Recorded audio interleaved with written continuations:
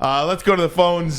Bring in one of the greats, Mike O'Hara, DetroitLions.com, longtime Lions writer, on Twitter at Mike O'Hara NFL. Mr. O'Hara, good afternoon to you, my friend. Hey, Ryan, good to be with you. Braylon, you Hey, too. Mike. How's it going? How about me, Mo? Well, I'm thinking it over. Everybody always gets messed up, man. I Mo. love it, man. Hey, Mike. Before I get into the team, I want to ask you about your thoughts on the NFL draft. We just announced the dates, April 25th through the 27th.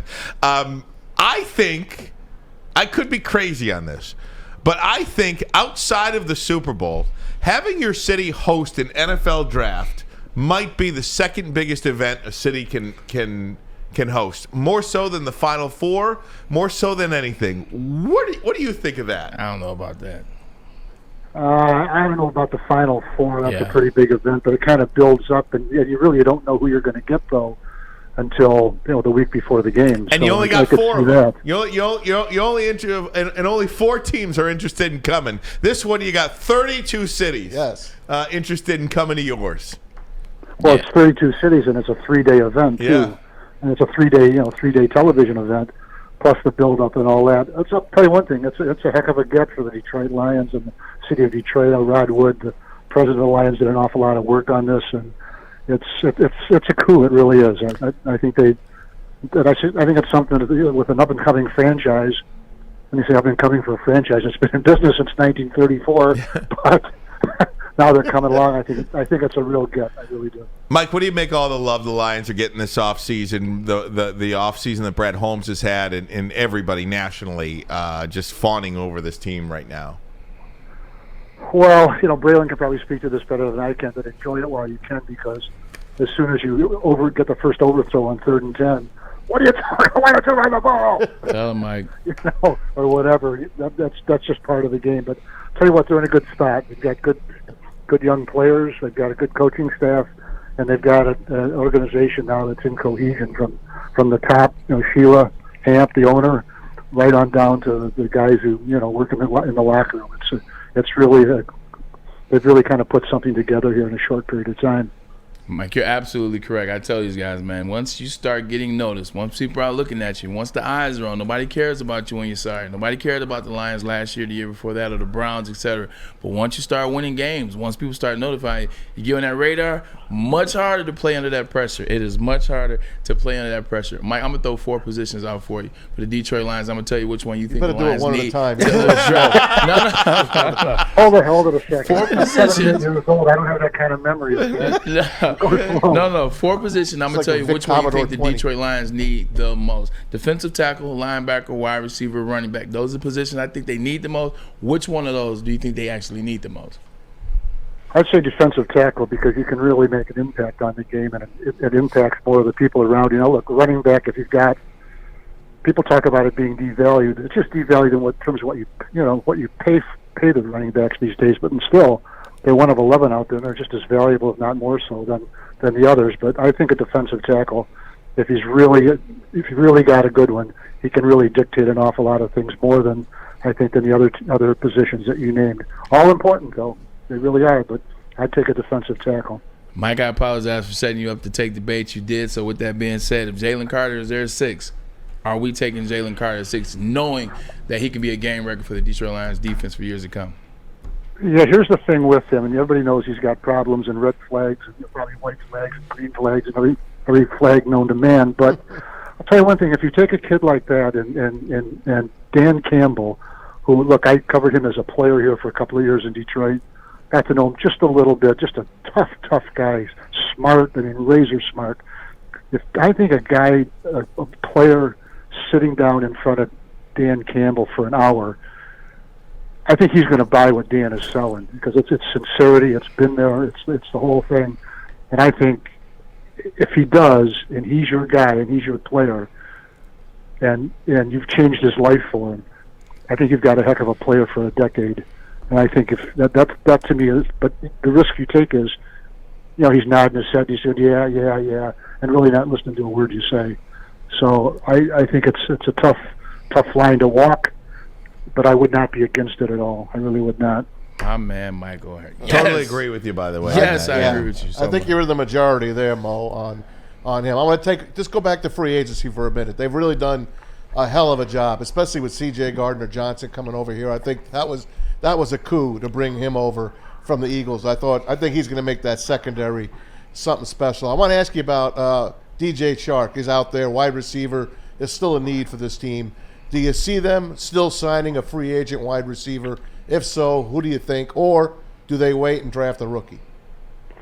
Well, I don't think Chark is out of, I don't think he's, unless something's happened in the last hour that I haven't seen, because I'm busy doing something, but I don't think it's out of the realm of possibility that they bring him back. And look, he's not a 90-catch guy. He's not going to tear you up, but when he gets the ball, he's going to make big plays for you. He's got good hands. He can get down the field and catch the ball in the air and make a lot of plays for you. So I would not close the door on him coming back. I think you need a home run hitter with size, and he fills that role.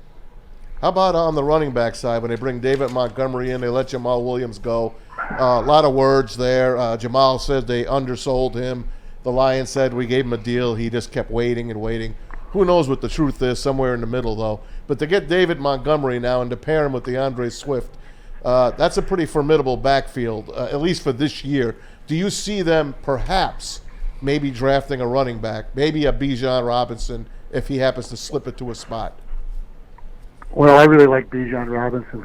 I just don't see it happening in Detroit. I think he'll be gone in that range of like 11 to 15, something like that. And the Lions at 18. I just don't think it's the right spot. I don't think they're in the right spot to get him and do the other things they need to do and can do. But I like Montgomery. I really do. I liked him when he was with Chicago. He's not a speedster, but he's got a knack for missing tackles. He's kind of slide through things. He's got great balance, good hands. And as much as I like Jamal Williams, and I really did, he was a great guy to have around. I think he did overplay his hand. I think he thought he could get more, and they weren't kidding when they said, "Well, this is what we're offering." And so, they turned to Montgomery in a minute, or even probably less than a minute. I think they got a good player there. You look at his 4 years, drafted in the second round out of Iowa State.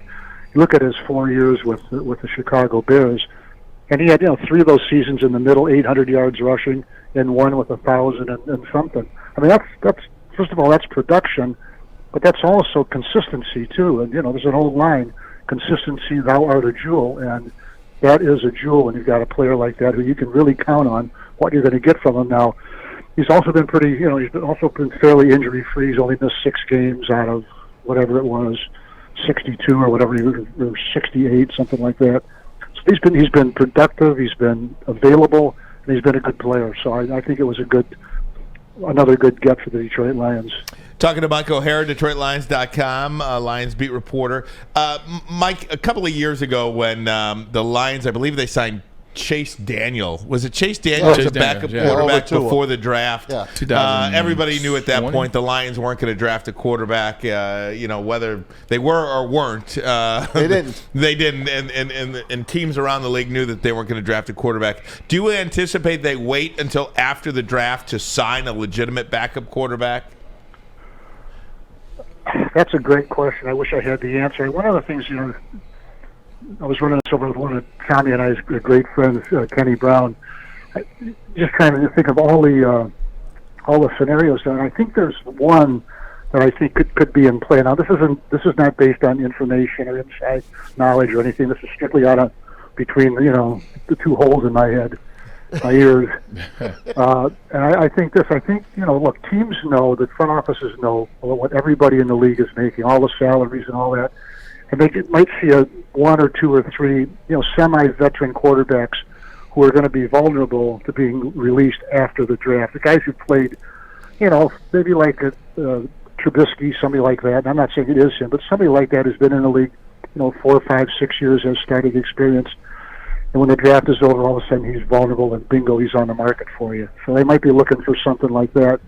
There might be 2 or 3 guys like that in their minds that are interchangeable. Doesn't really matter all that much which one they get, as long as they get one.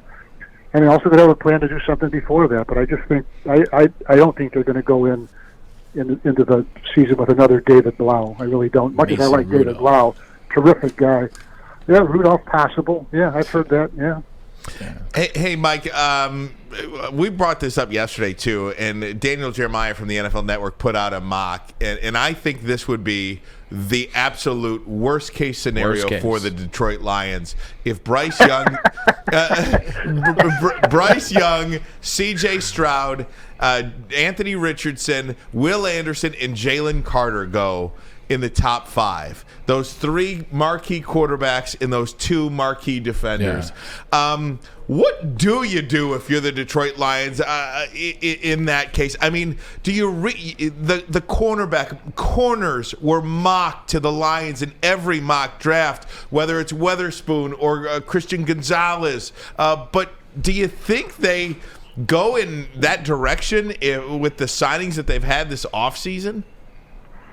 Well, first of all, I've done 2 mock drafts. I've got a third one coming up. In one of my mocks, I had Christian going to the Detroit Lions at number 6. So you hurt my feelings.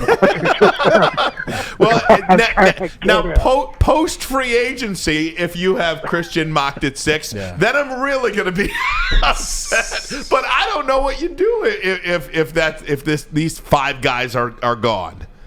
Well, you know what you do? You take the best player on the board, and it's Tyree Wilson. Yeah. And I think he was in my second mock draft. He's the one I took. And I can't tell anybody this, but I'm sort of leaning that way in my third mock draft, too. I think he's a terrific player. Look, he's 6'6", 270. He can move. Is he going to get you 12 sacks a game? Probably not. He's going to control his area. He's going to be a good guy up and down the line. And I think he'd be regardless, who goes if they get him, no matter how. I think he'd be a good get for the Lions. Let me ask you about a couple of draft picks last year, Mike. If you've heard about anything about their progress. One, obviously, is Jameson Williams, and 2 is Josh Pascal. Those 2 players feel like free squares, extra draft picks that this team is going to get this year if healthy. Where are they? How are they coming along? Do you know anything about them? Well, you don't know anything about them since the end of the season because they're not out there at Allen Park working out or anything like that. I'm sure they're working somewhere, but not where we can see them. But Paschal, look, don't undervalue him. He really made some big time plays for the Lions.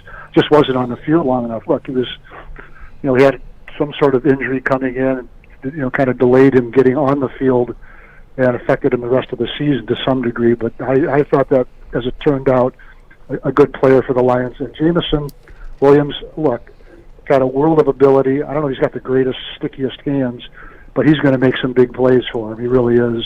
Got a little bit of a little bit of show me in him. That's okay. Braylon, that's okay with you, isn't it? Oh, 100%. Little.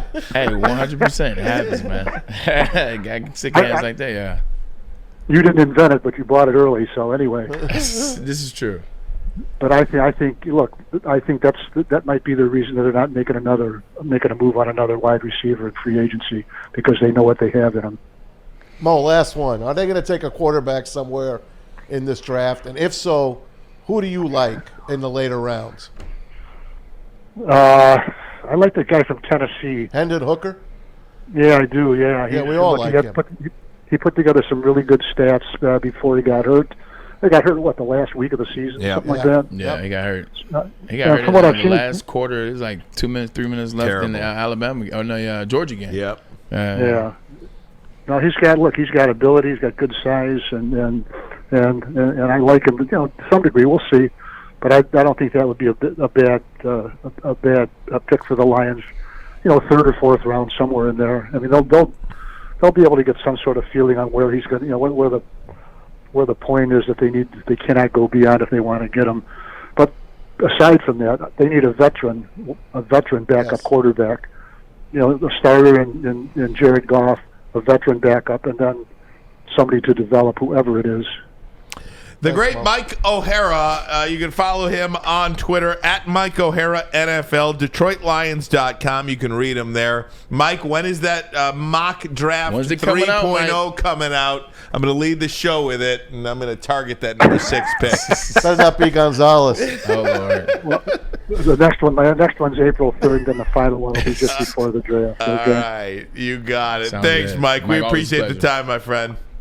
Hey guys, thanks for having me. Thanks for calling me the great Michael Hill. The great man, that's Michael what it is, O'Hara. the great Michael O'Hara. great Michael Thanks, O'Hara, Mo. no doubt. Respect, mad respect. Thanks, Mike. All right, guys, thanks for having me. You All right, bet. all right. Thanks so much. You know how I start every text conversation with him? I want to know Look. because that's the 'cause of first him. word he That's says. his all the word. time. That's his his word. word, Look. yeah, look. I call him Look. I mean, Look. Maz has these stories Relationships. dating back, and these relationships dating back 30 plus years, man. Think you got so the best great. story, and here comes another one. Mo Here comes another Mo one. is the man. That's all I got to tell you. He is the great. What a great man. No doubt about the it.